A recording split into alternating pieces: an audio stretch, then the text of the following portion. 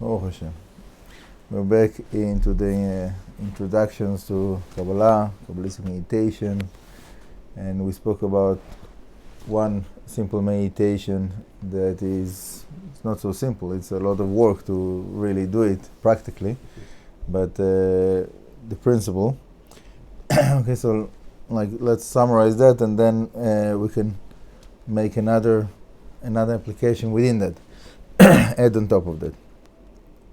So we said that we have the 5 worlds, that is the 4 that are correspond to the 4 letters of the Yud K Vav K, and the tip of the Yud is the highest world, which is Adam Kadmon. And we said that through the Tefillah, we're going through those stages within the Tefillah. So we're saying Korbanot, and we in the world of Asiyah and last Hay. And then when we get to the Zmirot, so we have the Vav of the Yud K Vav K, which is the world of Yetzirah. And then we get to the Bria with the Hay.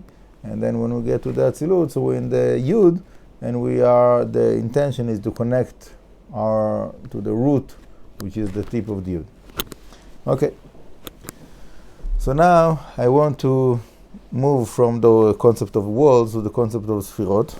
Okay? We'll speak about Partzufim Bli Neder, but right now I want to go to the Sfirot and to connect between the worlds and the Sfirot.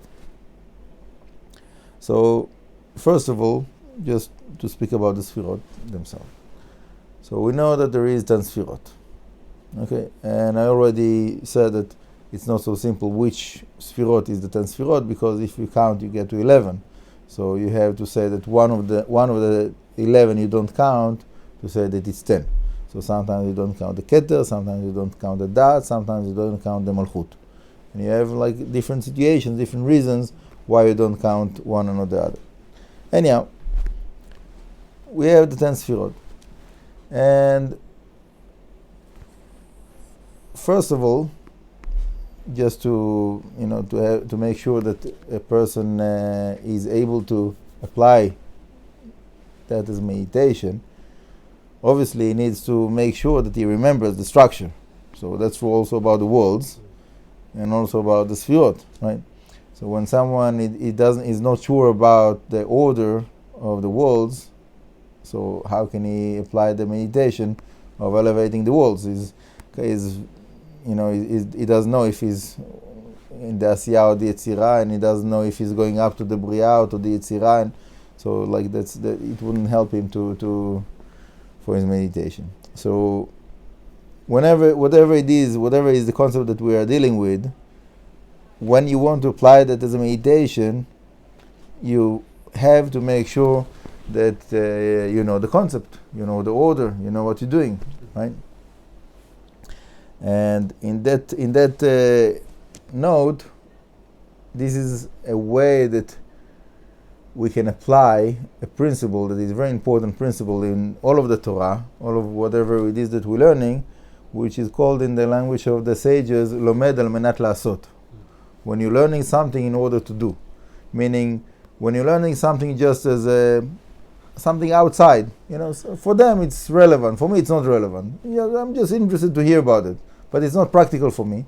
So then I'm not really putting all of my intention and my heart, my mind, to really understand all the nuances and like the application, whatever it means, because for me, I don't think that it will come to be practical. But if I think I have to listen carefully, I have to be concentrated, I have to make sure that I know it, because this is something that is practical for me, I need it for my life, I know, it's something that is happening, so then it's a whole different kind of learning. So in the Kabbalah, for many people, the concepts are not getting to be clear because they don't feel that it's something that is applicable. It's just like abstract concepts. So it can be this way, it can be that way, maybe like that, maybe opposite, who knows? So it's like everything is, wishy-washy. It's not solid. It's not something that they can really work with in their meditation. So when you look on those teachings of the Kabbalah as something that I need to apply that now, today, in my meditation, and I have to make sure that I know it to be able to apply it, because I don't want, like, in the middle of my meditation that, I'll get to a point of confusion, and I need to open the book to read and learn to know what to do. It's not, it's not. That's not. I'm not saying it's a wrong thing to do. By the way, if you need it, you need it. Yeah, and okay, sometimes you need it, but it's better. It's definitely better to know what you need to do in the meditation before you're doing the meditation, to know it by heart, the whole procedure, and then to do it with your eyes closed or even with your eyes open, but not to try to learn what you need to do while you're doing it, right? In a way, we can say it's similar to driving. Yeah, if you need to figure out like where you need to drive while you're driving, it's very difficult to get the directions because you don't know where you're going, right? So imagine yourself driving, and while you're driving, you're speaking with your friend on the phone and trying to figure out where you're going. So sometimes it happens, but it's not the fun way to drive, right? You want to know what is your goal, what is your purpose, what is the stages that you need to take to get to that destination. Okay. So first of all, the order of the Sfirot. Okay. So to know the order one by one, from top to bottom and from bottom up. Okay, 2 directions. Okay, so and that can be a meditation for itself. Okay, that can be a meditation for itself. That a person can just close his eyes and think in his mind the order of the Sfirot. It's starting from the Keter, from the top, Chochma, Bina, Da'at, Chesed, Gvura, Tiferet, Netzach, Hod, Yesod, Malchut. Gets to the Malchut, and he goes up again. Malchut, Yesod, Hod, Netzach, Tiferet, Gvura, Chesed, Da'at, Bina, Chochma, Keter. That itself is a meditation. Okay? And again, you have to know it to be able to practice it as a meditation. Okay? So just as a way to, a suggestion, say it over for yourself a few times, say it over. Make sure that you know it by heart. And then after you know it by heart, close your eyes and say it in your mind, not verbally. Just say it in your mind. These 2 ways. And do that as a meditation. Now, obviously, there's a lot to add to that meditation. Okay? So I will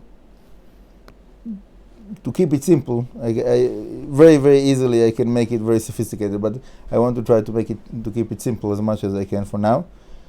So just to visualize the light of Hashem that comes down from the Keter to the Malchut, right? Spreads down.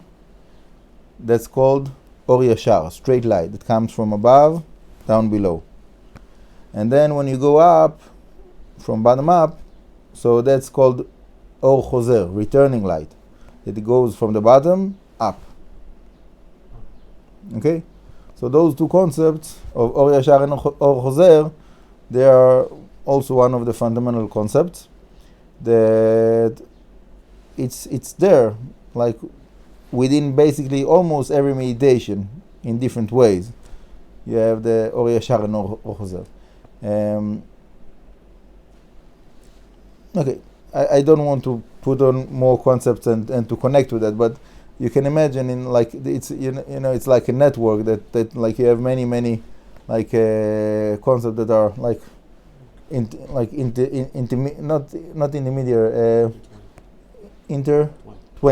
intertwined one with another, and some of them are parallel one to another. Some of them are like parallel in some aspect, but not fully. And okay, slowly, with the help of Hashem. So,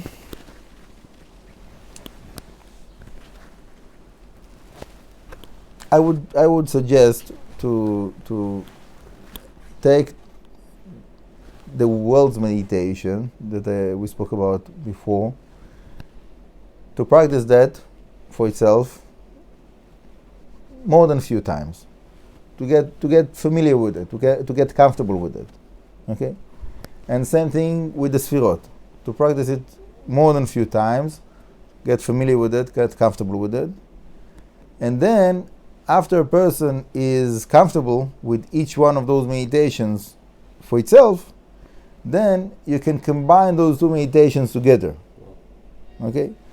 So, in other words, the understanding that you have 10 Sfirot for each one of the worlds.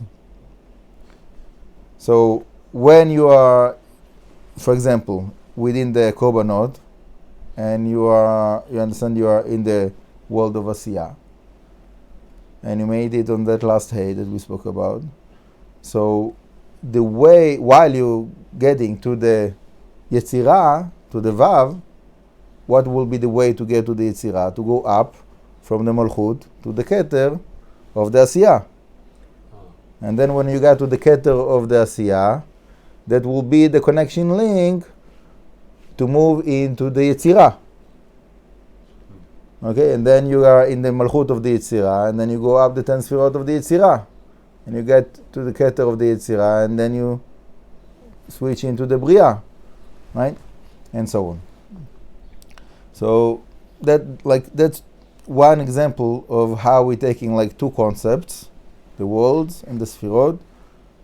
We want to understand each one of them for itself, get familiar with them, and then slowly to get used to combine them together and to make it one meditation. Okay? And that's already quite a high level of Kabbalistic meditation. To combine those two together is quite advanced. Not I'm trying to keep it basic, but this is already not so basic.